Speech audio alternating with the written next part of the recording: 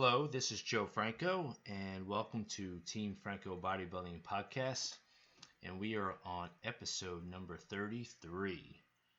The title of this one is What is Intuitively Eating? Obviously, if you know the definition, you will understand right from the start. But I am going to go over on how intuitive eating can be a valuable tool to use when you may not have the opportunity to actually follow your diet.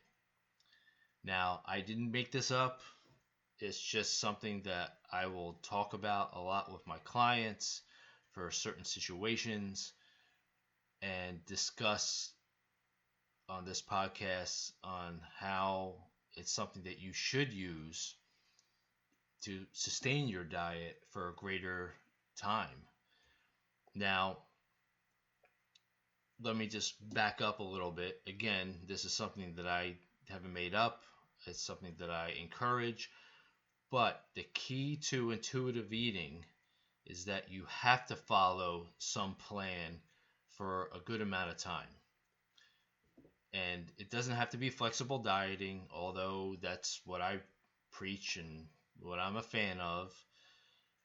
It can be following GASP keto, GASP elimination of any kind of food diet, or whatever. It doesn't really matter because intuitively eating is based off of what you're comfortable and what you've been following all along.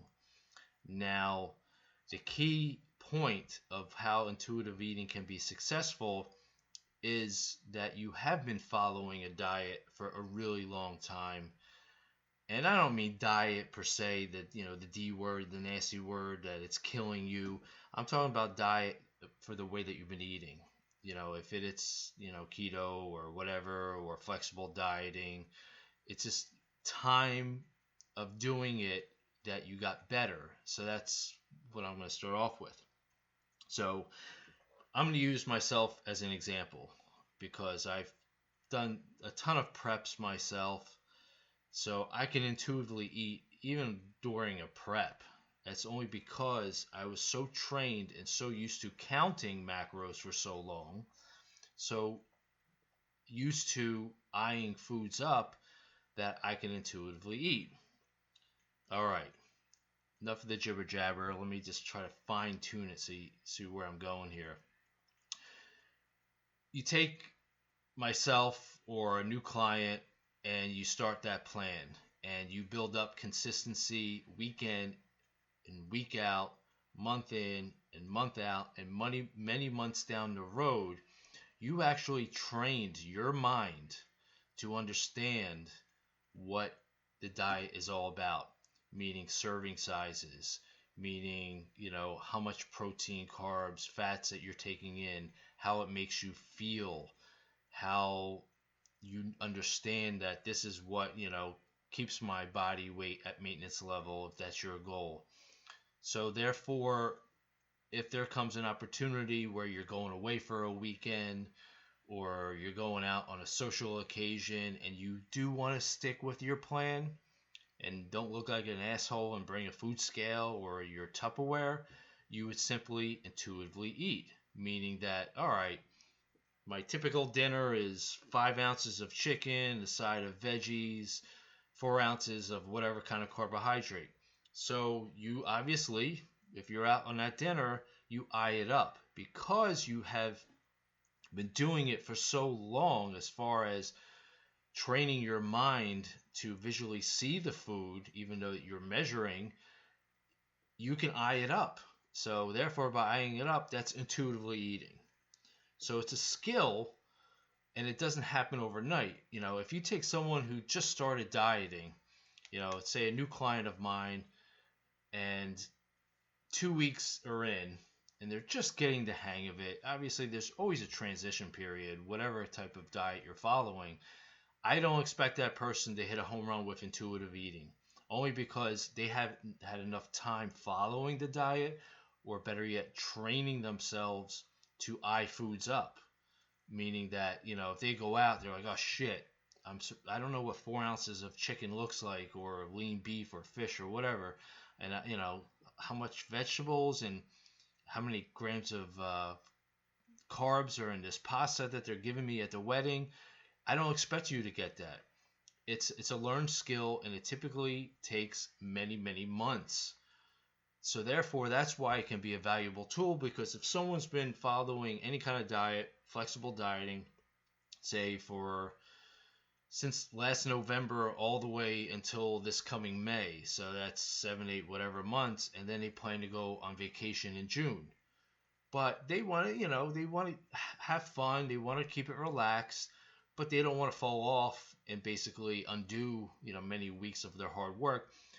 That gives them the opportunity to intuitively eat, because for that 6 to 8 months of following and sticking to it and having success, feeling great about themselves, they can eye up, their normal meals that they're actually would take. It's funny because, like, for my own diet, when I prep to now, is real similar. It's the foods are exactly the same. Obviously, serving sizes are much more. So if I want to start, focusing on fat loss, which I am personally doing, I just reduce some of the serving sizes, because I know what my macros are just by eyeing my foods up and prepping them without physically always weighing them, because I've been doing this. The first time I probably started counting macros was, I don't know, back in 2006. So that's going on 15 years of off and on when I compete, counting macros, setting up my meal plan as far as what I want. But then in between, I can intuitively eat only because I know how much grams of carbs are in that serving. I know how much protein I need to get in between my 4 to 5 meals. I can eye it up just because I've had that time and that experience. It goes with anything else that you may want to get good at. Again, I've used these analogies in my previous podcast about, weight training, about posing. More repetition will give you the experience that will make you an expert. Again, if you want to play the piano, practicing over and over and over again. If you want to shoot hoops, you practice those free throws over and over again. It's the same thing when it comes to posing, which I talked about a few weeks ago, and the same thing with your diet. If you are tracking, using an app, using a website, counting your macros over and over again, you're going to get better at. Hence, getting better will lead to less stress. And that is a super important point that I want to touch upon when it comes to intuitively eating and diet. A lot of times when people will just start a diet and they may go away, or they may have a vacation planned. And yeah, that can be more challenging because they're just not prepared and have to start over. But for my example that I use for someone who may have started, say, this past November, and they're going to go on vacation in June, they're going to be so much stress-free because they've had that practice and that training by following a diet that they'll be successful intuitively eating. They won't feel guilty because they know how to eye the foods up. Because how many times have you gone away on vacation and you feel like shit because you fucked it up? All right? I just use the obscenities because that's often what I get through my emails from clients, that they get so upset where they're like, oh man, I ruined everything. You're not going to ruin everything. You may set yourself back a week or two, depending on what your goal is and where you're at. But again, when you practice what you preach and do it for a long period of time, you're going to get better so you can follow intuitively eating. As I touched upon earlier about myself, again, I'm focusing on fat loss now. Where it takes me, if it takes me to the stage at the end of this year, that's great. I haven't decided, but I need to get the ball rolling. So all my meals that I've used when I dieted down for a contest are the same now. So it's such an easy transition. Obviously, I do change the foods up. My dinners are different all the time, and they were even when I prepped, because I do the cooking in the house, so therefore I will, mix it up. But I know how to eye up, the pasta that I want to eat, or the rice, or whatever it could be. Um, if my dessert that I have every night with whey protein and Cool Whip, I would actually throw some chocolate chips on there and basically some almonds. Well, I reduce the almonds because I know that's shaving off a few calories. So that sort of thing is an easy transition because I've counted for so long and I know what I'm getting and I know what my goal calories need to be to kickstart the fat loss phase.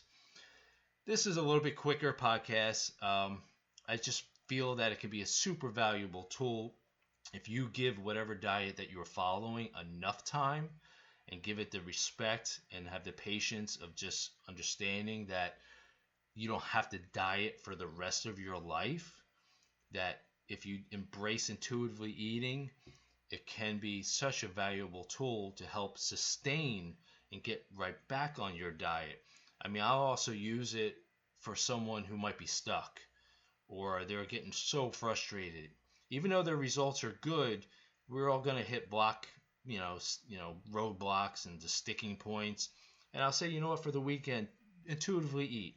See what you can do, see how you feel, and maybe even up to a week if someone needs to be.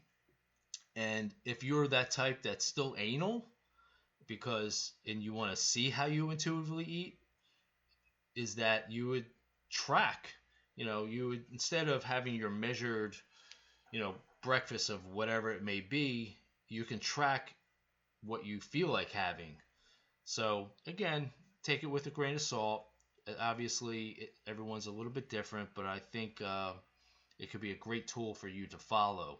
And actually, this podcast was a request from a client to discuss it and go over it a little bit greater detail.